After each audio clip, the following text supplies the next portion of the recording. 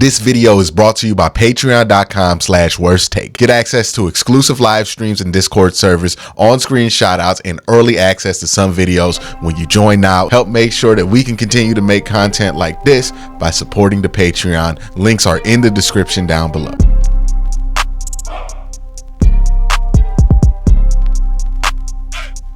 The thing about trying to win now that can be a disadvantage is that when you're trying to win now, you're not really trying to make too many changes, right? The one advantage about being in a state of rebuilding is that it gives you a chance to not only reevaluate things, but reconstruct things if necessary, right? And that's an opportunity that the Cleveland Browns have because of how horrible their record is so far. They can reevaluate a lot of the decisions they made that kind of led them to this 2-7 path and think about how they could be in a different place. And they can also evaluate, okay, well, is this guy helpful to where we want to get to?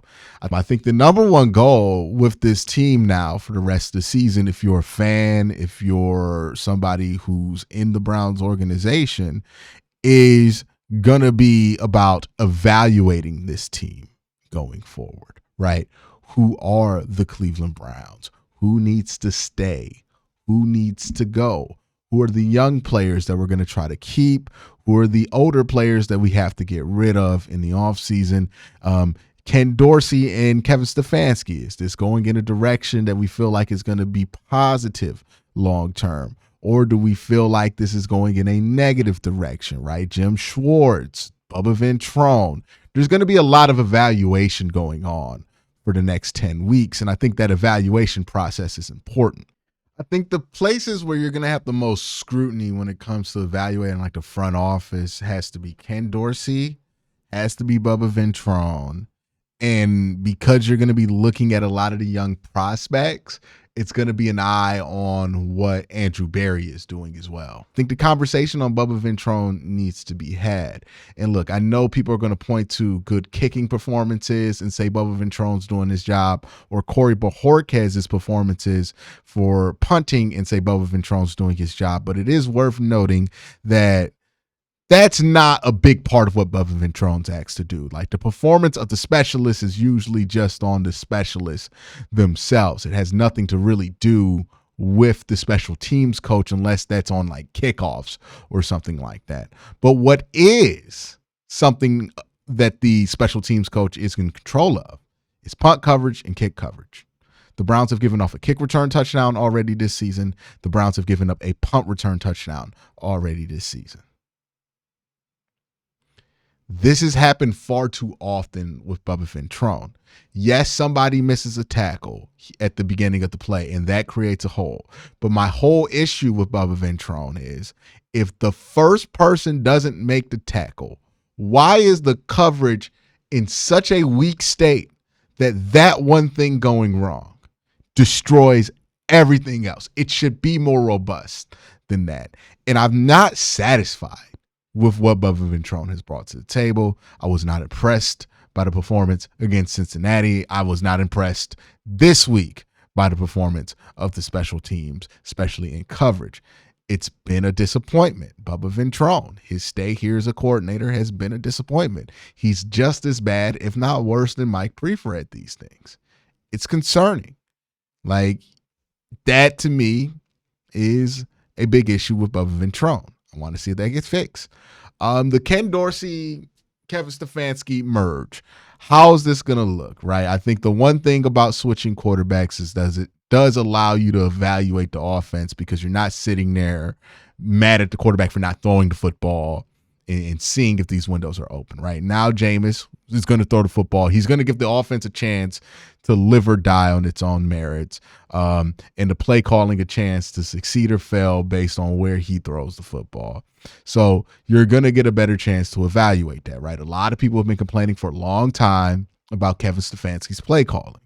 Well, now you get to see somebody else call the plays. Is it actually going to be better? Right? After the Baltimore game, a lot of people were praising Ken Dorsey's ability to call plays. After this game, all of a sudden, Ken Dorsey's the worst play caller ever known to man. So 2 games, obviously, not going to give you enough information to be able to evaluate anything.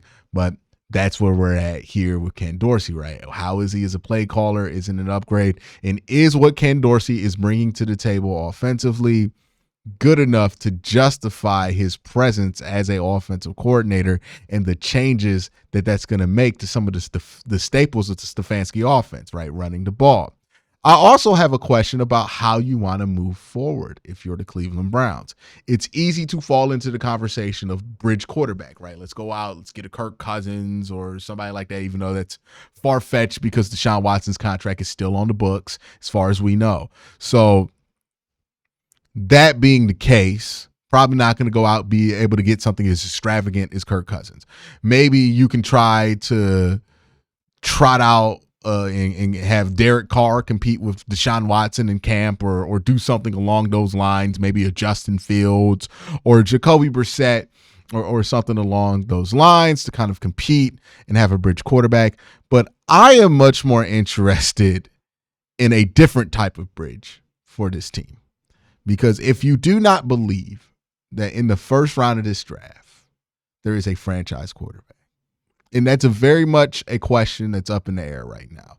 I think Shedeur Sanders is probably the most popular pick amongst draft experts to be the best quarterback in this draft class, but it's up in the air.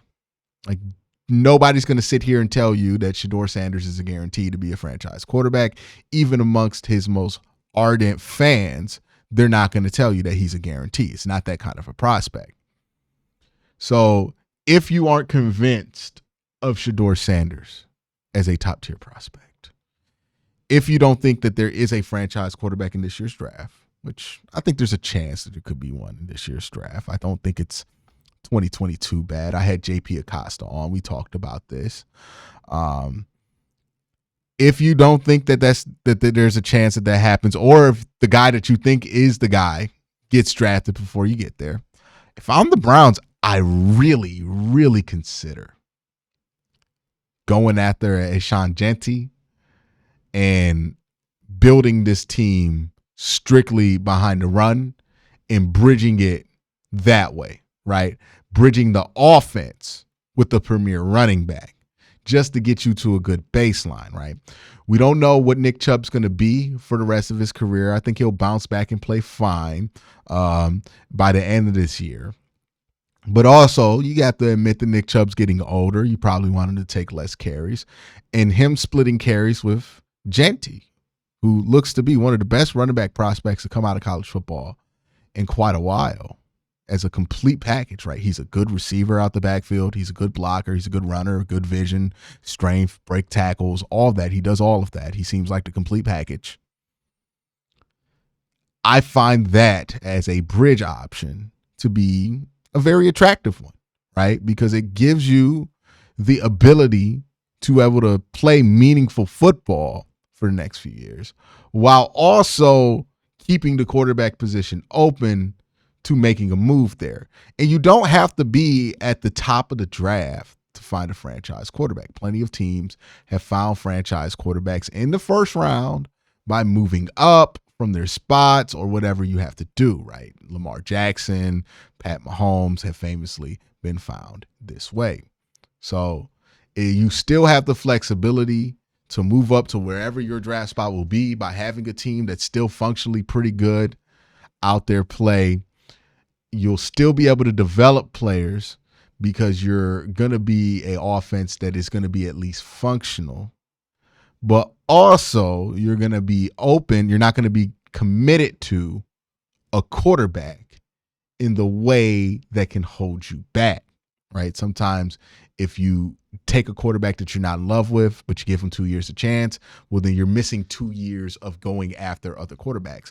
I think the biggest thing that hurts about this Deshaun Watson thing not working out for the Cleveland Browns isn't the missing of draft picks or anything like that, because I don't think the Browns would have been bad enough to get like a CJ Stroud or something like that.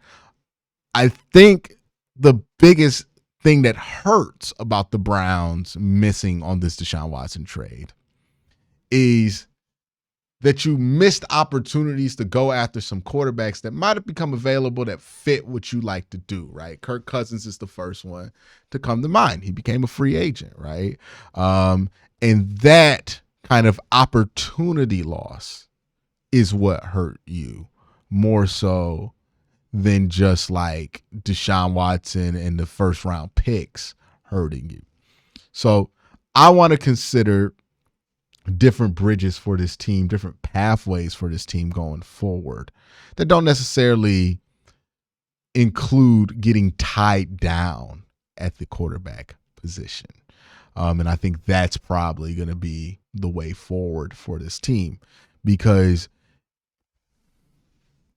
what's going to get you excited for the rest of the year may not be the Browns' win-loss record. They could get to a point where they don't have double-digit losses, and I think that would feel very good if they could get to that point.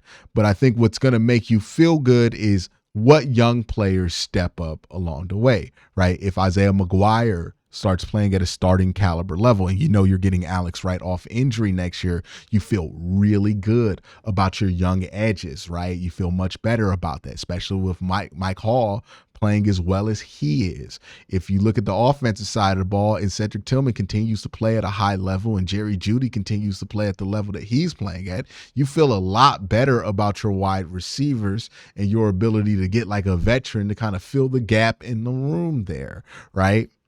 Offensive line, we can have our perspective flip entirely about the Cleveland Browns offensive line by just having DeJuan Jones work out at left tackle. Like if that experiment that they're clearly committing to for the rest of the season works out with DeJuan Jones at left tackle, that saves the Browns a lot of headaches, because you can also have the option to fix right tackle to just flip Jed Wills back to right tackle. And if Jed Wills can flip back to right tackle, which he played in college, then I think you have something there with the offensive line, right? Because Jed Wills will be very cheap to retain. He's not going to be super expensive. He's played himself out of any tackle market. You can get him back for like cheap money for like the next year or so.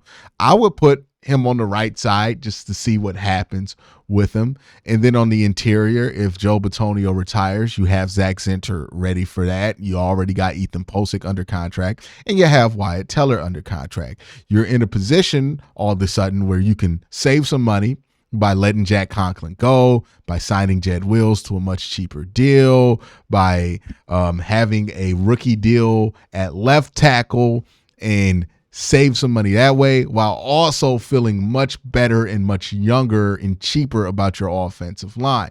So that would significantly change the outlook to how you look at this offseason. The Browns rebuild could go one of two ways. It can go long and grueling, or it can go short and simple. And the Browns are trying to do this short and simple, right? They're not selling off their big name pieces. They're not doing a complete tear down. Doesn't look like they're going to fire everybody. It looks like they're going to try to do this in a short and simple manner, right? They're going to want to be back to good as soon as possible. I think you should prioritize playmakers in this year's draft if you don't see a quarterback that you love. Now, if the Browns, Andrew Berry, sees a quarterback that they love, even if it's not somebody that I love at the quarterback position, they should take him, right? Take the quarterback that you love.